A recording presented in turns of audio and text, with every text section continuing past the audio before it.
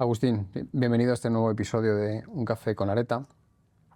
Para empezar esta conversación, lo que me gustaría es que me aclarases un concepto que yo no he entendido dentro de vuestra declaración de intenciones y que además la acuñó vuestro fundador, Bjarke Ingels, y que afirma que el arquitecto está sujeto a múltiples variables de éxito multidimensionales sujetos a infinitas variables. No lo comprendo. Nuevas palabrotas, ¿no? A ver, yo no sé, son palabras de Bjarke, con lo cual no, yo te voy a decir mi interpretación también. Yo creo que el problema que es un poco lo que es la figura de éxito en la arquitectura. O sea, ya empezamos por ese concepto que es un poco, como que está como un poco desfasado, casi digamos. Creo que cuando empezamos al principio en Copenhague, hace 20 años, y la intención de nosotros era que se nos diese a conocer. Y con muy poco trabajo construido, hicimos una máquina muy alta de PR para que se nos conociera en todos los sitios, con muy poca obra. Y esto evidentemente te lleva a la idea de éxito desde el punto de vista más anticuado. Y creemos que cuanto más global nos hemos puesto, la concepción de éxito ya no es tan permanente. Y quizás esto nos lleva a que la oficina, o que Bjarke solo pueda tener éxito como persona, conlleva a toda la cantidad de 800 personas que estamos detrás de él.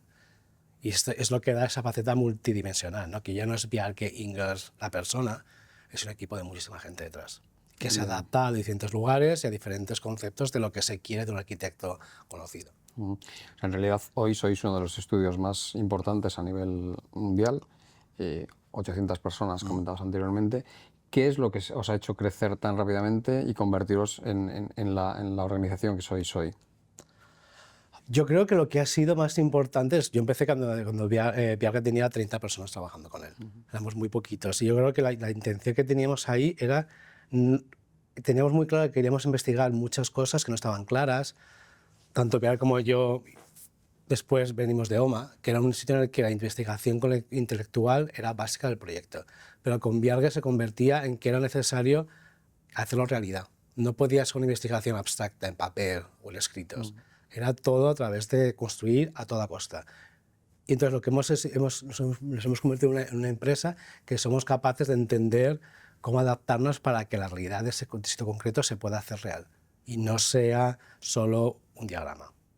Y eso nos ha permitido poder tocar muchos puntos.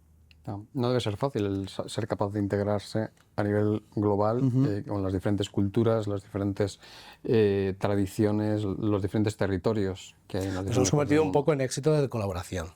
O sea, donde trabajamos en cualquier sitio siempre tenemos un equipo de arquitectos locales que nos guían y en el mejor de los casos nos apoyan, ¿no? Y eso hace que dependamos tanto de los locales como de nosotros mismos. Analizando también vuestro libro de presentación, vuestra carta de presentación, que es la página web, la palabra sostenibilidad y los proyectos que dentro de ella se recogen hablan de una potente conexión con la naturaleza ya en la fase de diseño de vuestros proyectos. ¿Eso es realmente así?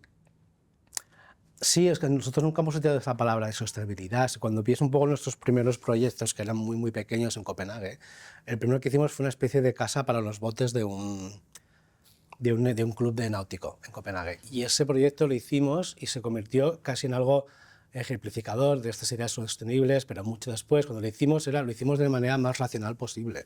No lo hicimos como que queríamos que fuese sostenible. Era un proyecto que estaba encima de un terreno que estaba contaminado, cerca del mar, y entonces teníamos que hacer un proyecto muy barato y que pudiese hacerse muy rápidamente. Lo que hicimos fue construir con pilotes de madera muy pocas zonas, con madera reciclada porque era la más barata en aquel momento, y estos valores mucho después se hicieron sostenibles, pero en aquel momento se hacían porque era lo más lógico que había que hacer. No era una cuestión de marketing.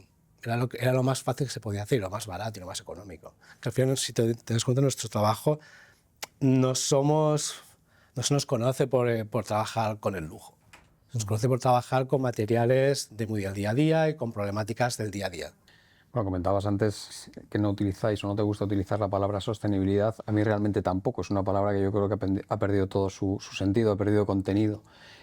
¿Cuál sería la palabra que tú utilizarías cuando hablamos de esta conexión de la naturaleza, el ser humano, la tecnología. Lo la hemos visto un construcción. poco esta mañana en la presentación mía, que hablábamos de sostenibilidad hedonista. Es un poco que esto es un problema que tenemos ahora mismo. Es muy fácil hacer un edificio con una cubierta vegetal, pero en realidad es mucho más que eso. Y para nosotros es el disfrute, entenderlo como no te quedas con lo malo, no es una cuestión de sufrimiento, es una cuestión más de disfrute y saber no solo que en el futuro vamos a tener un mundo mejor, sino que a día de hoy viviremos mejor y que nosotros como individuos y como usuarios de arquitectura debemos demandar poder utilizar esto así a día de hoy. Y no es una cuestión tan abstracta. Y me temo cuando utilizamos la palabra sostenibilidad, que es tan amplia y tan casi genérica, es muy fácil llevarte al checklist, ¿no? Y para nosotros, como siempre nos hemos enfocado muy desde el punto de vista social en todos los proyectos, creo que esto nos lleva naturalmente a la sostenibilidad. Hay un componente social importante en la Sí, parte. o sea, yo creo que cuando utilizamos zonas vegetales no se hacían por poner verde, se hacían, en los primeros proyectos sobre todo, se hacían como elementos, como zonas de interacción social. Hacíamos los primeros proyectos de la montaña, EBM Houses, el 8 House. En todos estos proyectos, estos elementos siempre se hacían con un enfoque sobre el tema social y no tanto como lo verde. Lo verde es como algo que permite esta interacción social de una mejor manera, pero no es el foco. El objetivo. El proyecto Telosa, desde mi punto de vista, contiene mucho de la filosofía del estudio. ¿Es eso así o realmente...? A ver, Telosa es un proyecto muy conceptual, porque viene de es muy difícil un encargo que es una ciudad, en un sitio que no sabemos dónde está. Entonces, esto lo que nos ha permitido es como conectar muchas de las investigaciones que hemos hecho en otros proyectos y ponerlos en marcha hacia una idea de ciudad ideal. Pero claro, en este momento, a día de hoy, la ciudad ideal, que siempre se ha representado con unos dibujos generales de master plan, en nuestro caso ya no podemos hacerlo así. Aparecen como ideas que flotan y que se van conectando en un nuevo master plan que no tiene una forma. Pertenece más al mundo de los sueños que a otra cosa. No creo que sea sueño. Como te decía antes, a nosotros es importante que todo O tenga ideal, al mundo ideal. un objetivo de que se haga real. O sea, aunque parezcan ideas locas muchas veces, el objetivo es que siempre se puede hacer. ¿Y cuál es el proyecto más cercano que habéis ejecutado realmente que más se acerca a ese concepto ideal de proyecto que tenéis en mente dentro del estudio? A ver, para mí, el que he explicado esta mañana, la Copenhagen, la planta de residuos convertidos en energía en Copenhague, es un proyecto que se basaba con todos los ideales antiguos de buscar un edificio bello. Y para nosotros belleza es otra cosa. No es lo que se tiende a entender, que es una cosa de la piel, de la envolvente, del edificio. Para nosotros algo bello es algo que es utilizado y que es disfrutado. También la palabra hedonista de ahí, ¿no? Esta belleza que no es tanto del dibujo, o sea, esto me acuerdo con Vial al principio, cuando empecé a trabajar con él, yo venía de la Escuela de Madrid, y cuando empecé a trabajar con él me decía, no dibujes más plantas bonitas, eso no nos interesa aquí. Era como, tenemos que investigar cómo hacer estas interacciones sociales a través de maquetas, de una manera de trabajar que no se defendía de algo que ya buscabas la belleza en tu propio producto. Y con Big es lo contrario, es un poco no saber cuál es el producto final. Todo como que sale como tenga que salir. Y ese proyecto no es bello porque tiene proporciones bellas ni nada. Es bello porque hace que la ciudad se acerque a un sitio que parecía off limits. Y de repente se hace un nuevo centro social, deportivo, y representa los valores de una ciudad que está muy en la punta de esto.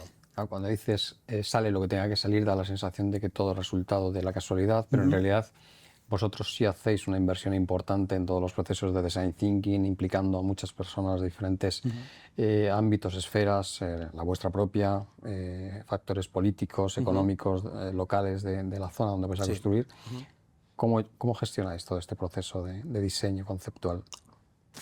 Te diría que en los últimos años ha sido un poco más fácil desde que abrimos oficina en Nueva York. Hemos estado también más expuestos a toda esta vorágine técnica o digital de nuevas ideas y nuevas formas de hacer las cosas. Y lo hemos tenido muy cerca en la oficina. Y eso nos ha permitido coger algunas de estas ideas y trasladarlas a otros proyectos en otros lugares del mundo. Telos es un poco esa misma idea, ¿no? Ideas como muy abstractas que vienen de muchos campos muy diferentes y que bajo nuestra mirada podamos darle una especie de visión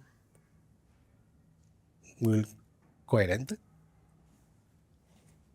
Bueno, integrando muchas ideas, al final Sí, se llegará a la coherencia, entiendo yo. sí, que no buscamos, o sea, es un poco también el como ponerte un poco de trampas. Cuando haces un edificio y piensas en un edificio bello, estás buscando algo que ya crees que sabes. Y nosotros intentamos que eso no sea así.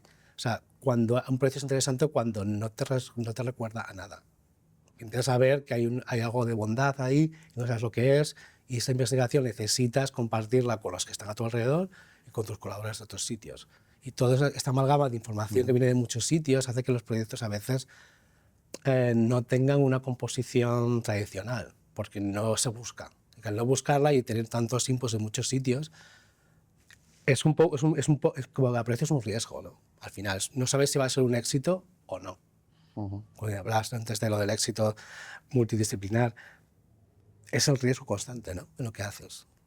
Entiendo que por lo que comentabas antes, ya estáis incorporando de una forma intensiva todas las nuevas tecnologías, la inteligencia artificial, procesos de diseño avanzado, construcción industrializada, imagino que también. ¿Cómo lo vivís dentro del estudio? ¿Y qué recorrido ves en los próximos 5 o 10 años? ¿Qué repercusiones va a tener en lo que es el diseño arquitectónico? Seguro que tiene mucho. Sí, sí que es verdad que para mí personalmente al principio me producía un poco casi como de pena, porque veía desde el principio lo que primero que ves con el uso de la inteligencia artificial en la arquitectura, en estudios de la arquitectura, de manera como muy sencilla al principio, lo que ves es que elimina trabajos que antes hacían la gente más joven. Y esta gente más joven lo que hacía con esos trabajos más mecánicos eran capaces como de aprender un poco lo que es la paciencia en un mundo de arquitectura que es un mundo muy, muy lento. Y aprendías sin saber que estabas aprendiendo, a ser más paciente, las cosas tienen que llevar su tiempo, y lo hacías de una manera porque no había otra manera de hacerlo. Y ahora tenemos unas herramientas que esto hace desaparecer. Y eso es el miedo que te lleva al principio, pero yo creo que ahora va pasando más el tiempo y vamos viendo que lo que está dándonos oportunidades nuevas, sobre todo a la gente más joven, que van a hacer las cosas de una manera que yo no sé cuál es. ¿Y no crees que puede limitar en cierto modo la creatividad, dado que estás basando en algo que ya existe, o al contrario, puede No, potenciarlo? yo creo que no. No, es un poco como pensar que tiempos pasados fueron los mejores. Para nosotros siempre todo lo que viene es mejor. O sea, es como creer en el futuro sin restricciones.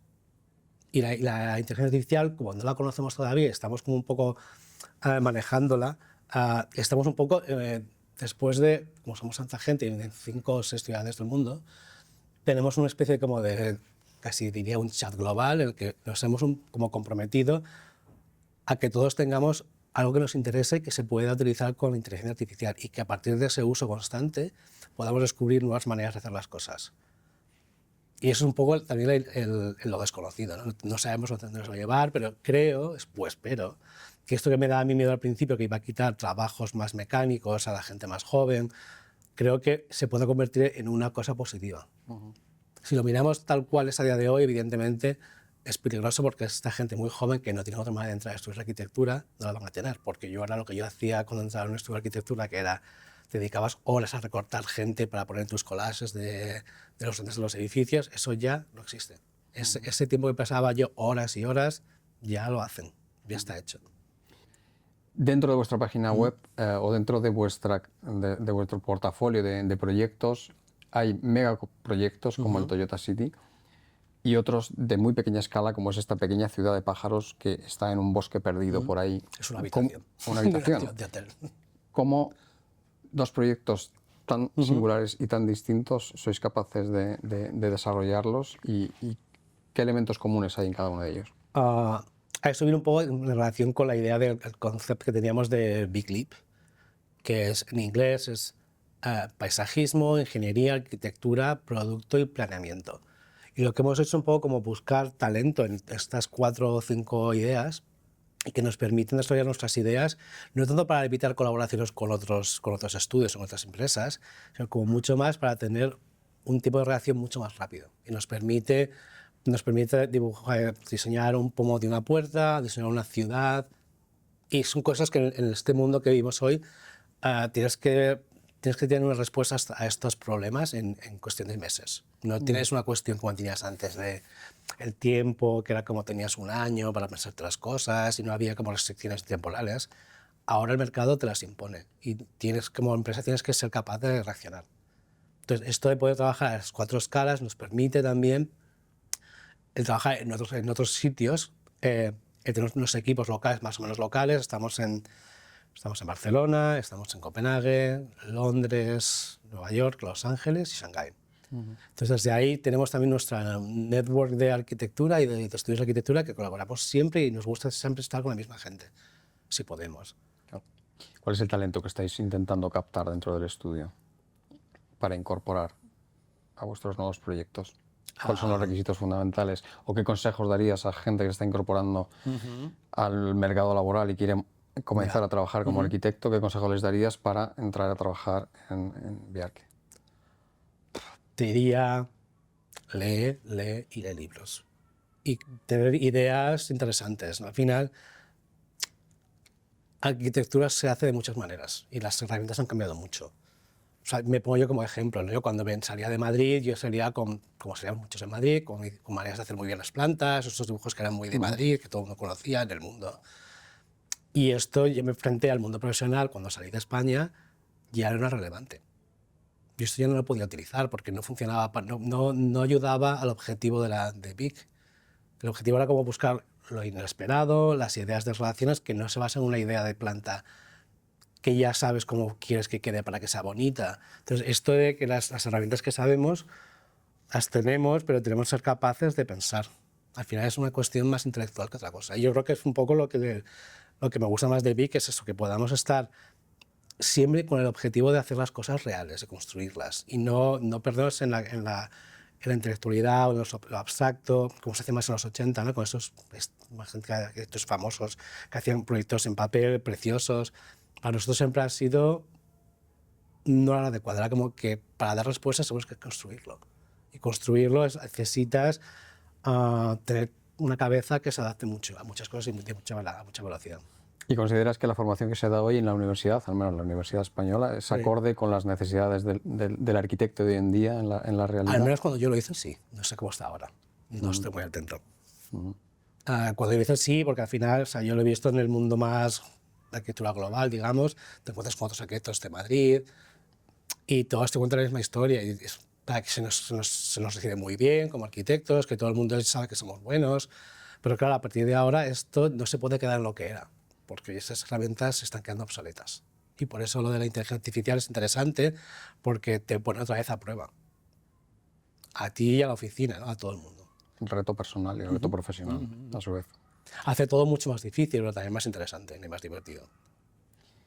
Pues Agustín, un placer el haber compartido contigo estos minutos de charla, de conocimiento, y espero poder verte nuevamente más adelante y explorar nuevos proyectos desarrollados por el estudio. Muchísimas gracias. Seguro. Muchas gracias.